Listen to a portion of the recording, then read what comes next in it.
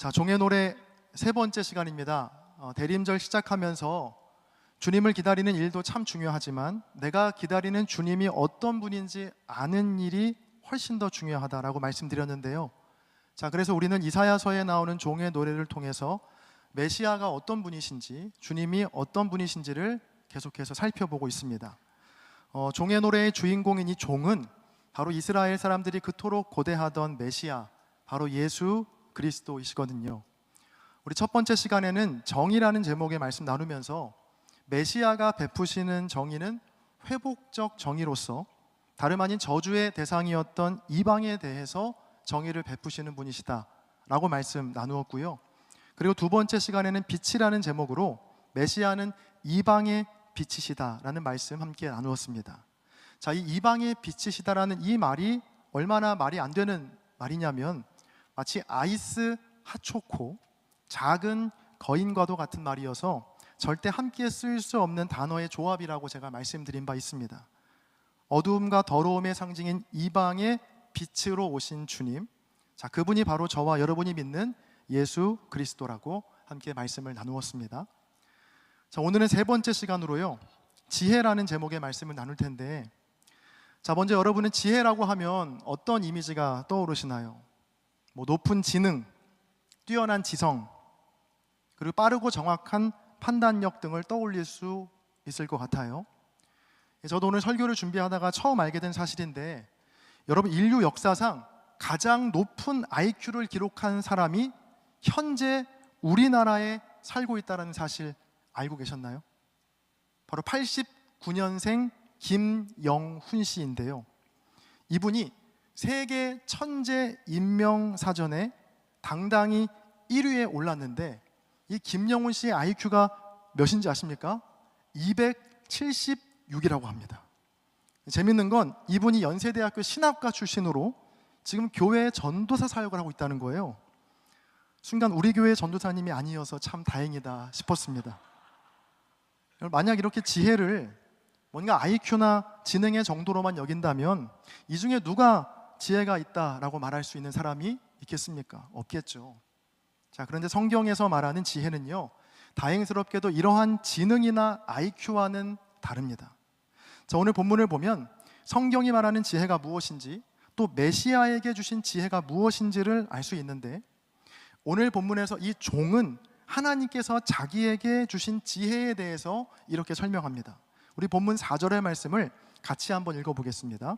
함께 읽습니다. 시작. 주 여호와께서 학자들의 혀를 내게 주사 나로 곤고한 자를 말로 어떻게 도와줄 줄을 알게 하시고 아침마다 깨우치시되 나의 귀를 깨우치사 학자들 같이 알아듣게 하시도다. 아멘.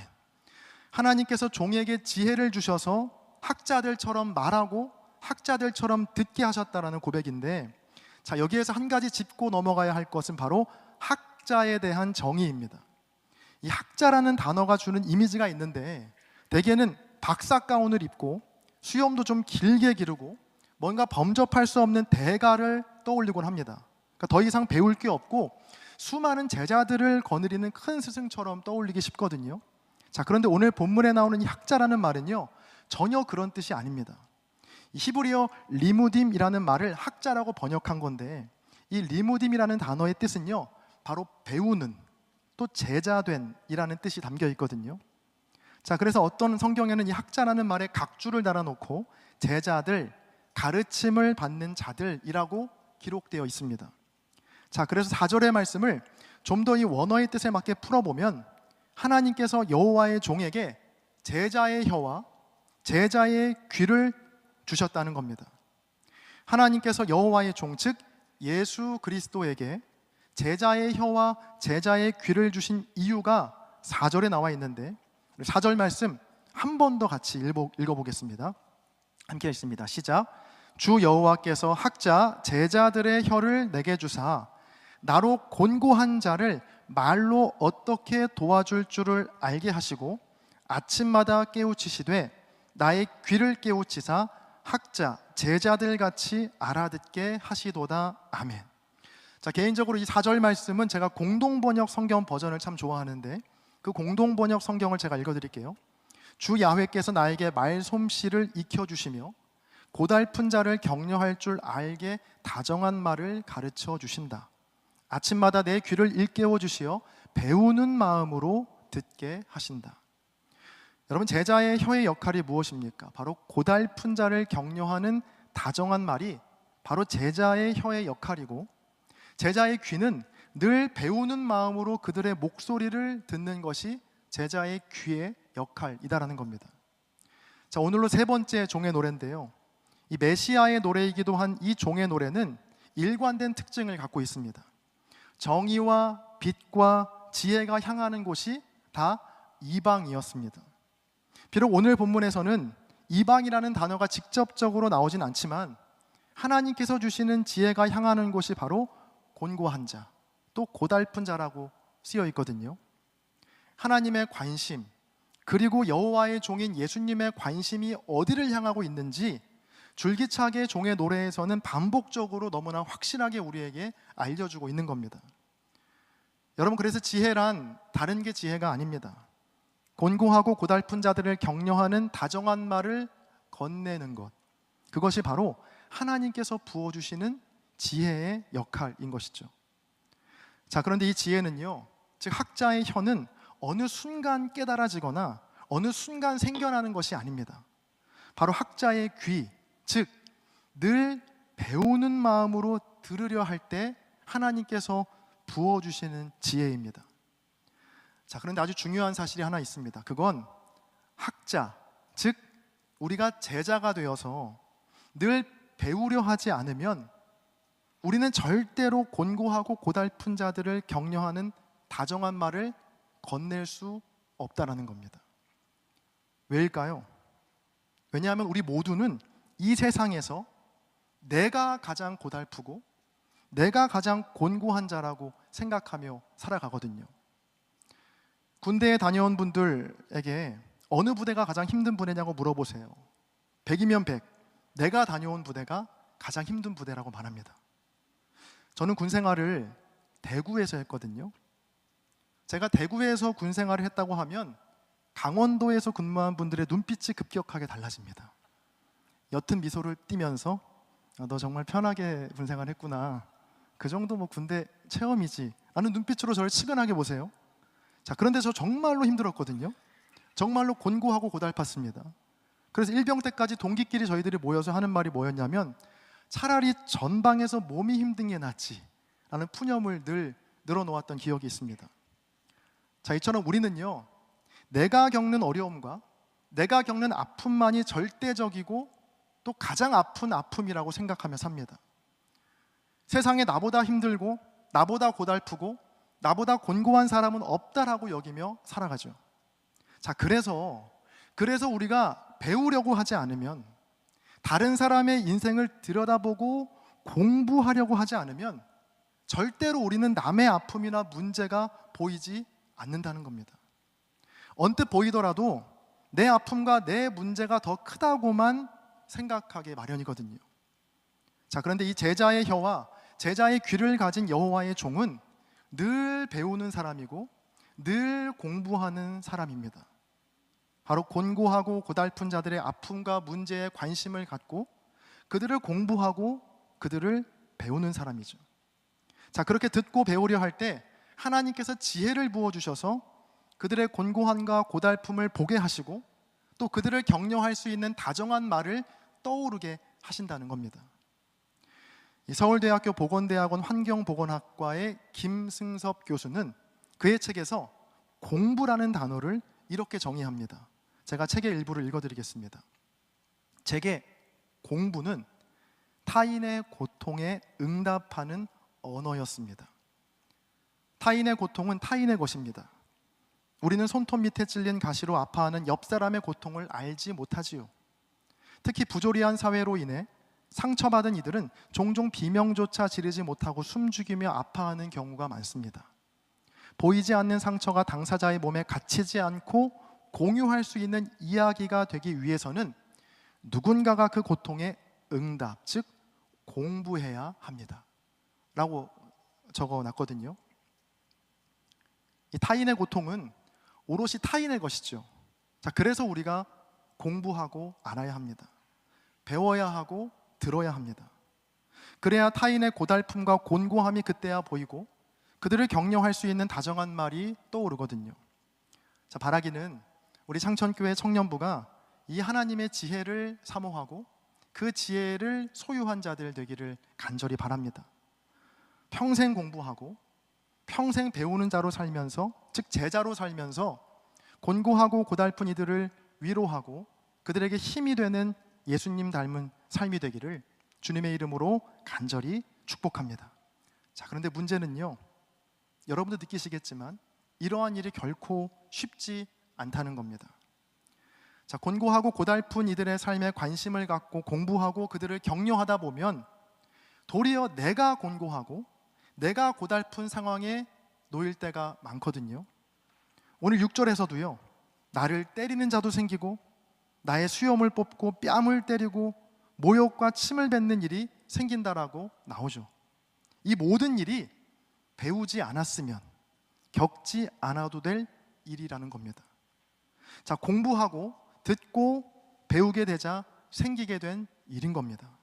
자, 그래서 대부분의 사람은요, 이 곤고하고 고달픈 이들의 아픔을 배우고 공부하고 그들의 신음소리를 듣고 공부하는 일을 쉽게 포기하곤 합니다. 왜냐하면 정말 괴롭고 또 힘든 일이거든요. 제가 올해 6월에 출간된 책 중에 제게 정말 큰 도전과 울림을 주었던 책이 하나 있는데 유리주사위라는 제목의 책입니다. 자베르라는 필명을 가진 작가가 쓴 책인데 본명은 책에 나와 있지 않아서 잘 모르겠어요. 자, 그 책에서 이 오늘 말씀과 딱 맞닿는 글이 있어서 조금은 길지만 제가 한번 읽어보려고 해요. 제가 읽을 때 혹 저자를 아시는 분은 음성지연이 될지 모르겠습니다. 한번 잘 들어보세요. 자, 그냥 모르면 편한데 자꾸 읽고 알게 되니까 자꾸 지고 싶지 않게 된다. 불합리한 현실에 대해 반복해서 생각하게 된다. 내가 무엇을 할 수 있을까? 읽을 줄만 알지 뭐 어떻게 할지 모르겠는데 읽는 사람이 되어서 불행하다. 하지만 그렇다고 이제 와서 책을 끊을 수도 없다. 그럴 용기도 없다.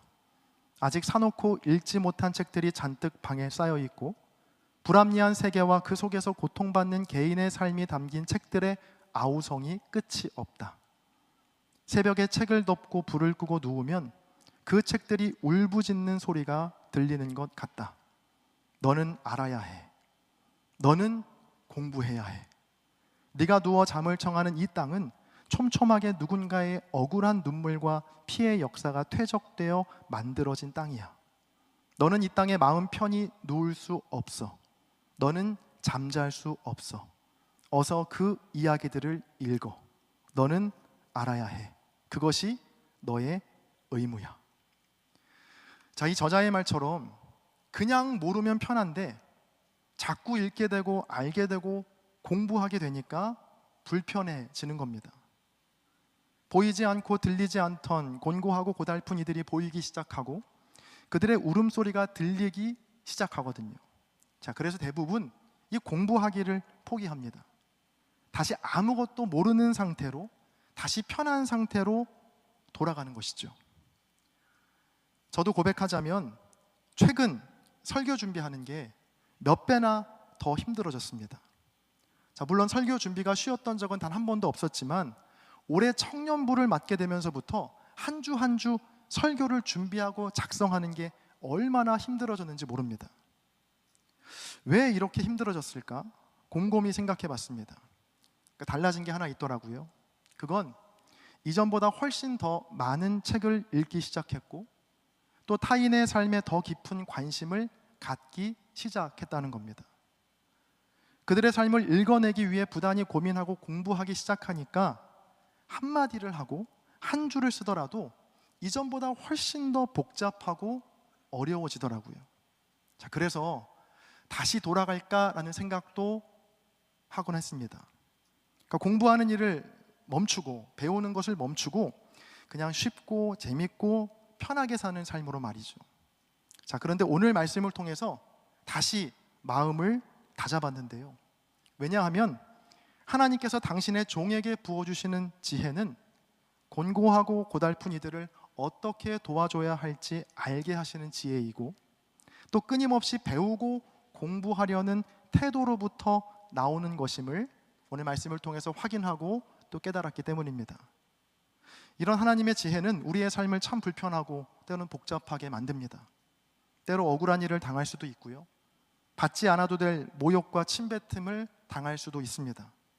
자, 그럼에도 포기하지 않고 우리가 이 길을 계속 가야 하는 이유는 바로 하나님께서 나를 도우시고 그런 나를 의롭다 하시기 때문입니다. 오늘 본문 7절부터 9절까지의 말씀을요, 우리 앞에 화면을 보시고 세번역 성경으로 같이 한번 크게 읽어보겠습니다. 함께 읽습니다. 시작. 주 하나님께서 나를 도우시니 그들이 나를 모욕하여도 마음 상하지 않았고, 오히려 내가 각오하고 모든 어려움을 견디어 냈다. 내가 부끄러움을 당하지 않겠다는 것을 내가 아는 까닭은 나를 의롭다 하신 분이 가까이에 계시기 때문이다. 누가 감히 나와 다투겠는가? 함께 법정에 나서 보자. 나를 고소할 자가 누구냐? 나를 고발할 자가 있으면 하게 하여라. 주 하나님께서 나를 도와주실 것이니 그 누가 나에게 죄가 있다 하겠느냐? 그들이 모두 옷처럼 헤어지고 좀에게 먹히길 것이다. 아멘. 사랑하는 창천의 청년 여러분, 우리 모두 이 땅에 곤고하고 고달픈 이들의 아픔이 무엇인지를 우리가 공부하고 배워가면서 지친 그들을 다정한 말로 위로하고 격려할 수 있는 주님의 참된 제자의 삶을 살게 되기를 진심으로 응원하고 또 소망합니다. 아침마다 하나님께 이렇게 기도해 보는 건 어떨까요? 하나님, 오늘도 제게 제자의 귀를 주셔서 곤고하고 고달픈 이들의 목소리를 듣게 하시고, 또 제자의 혀를 주셔서 다정한 말로 지친 그들을 격려하고 위로하게 하여 주옵소서. 이 기도를 다시 한번 마지막으로 같이 읽어볼까요? 화면을 보시면서 아침 기도 함께 읽어보겠습니다. 시작. 하나님, 오늘도 제게 제자의 귀를 주셔서 곤고하고 고달픈 이들의 목소리를 듣게 하시고, 제자의 혀를 주셔서 다정한 말로 지친 그들을 격려하고 위로하게 하여 주옵소서. 이 기도가 우리 모두의 평생의 기도 제목이 되어서 하나님께서 주시는 지혜로 늘 충만한 삶, 무엇보다 예수 그리스도를 따르는 영광스러운 인생이 다 되시기를 주님의 이름으로 간절히 축원합니다. 제가 기도하겠습니다. 존귀하신 주님, 오늘 말씀을 통해 우리의 삶이 얼마나 하나님과 멀리 떨어져 있었는지를 깨닫습니다. 곤고하고 고달픈 이들에게 찾아가셔서 그들의 목소리를 들으시고 늘 이웃의 삶과 아픔을 배우며 사셨던 예수 그리스도를 닮아 우리의 삶도 평생 배우는 자로, 또 듣는 자로, 누구도 귀 기울이지 않는 고달픈 인생들에게 찾아가 다정한 말로 위로를 건넬 줄 아는 주님의 제자 여호와의 종들이 다 되게 하여 주옵소서. 감사드리며 우리 주 예수 그리스도의 이름으로 기도합니다. 아멘.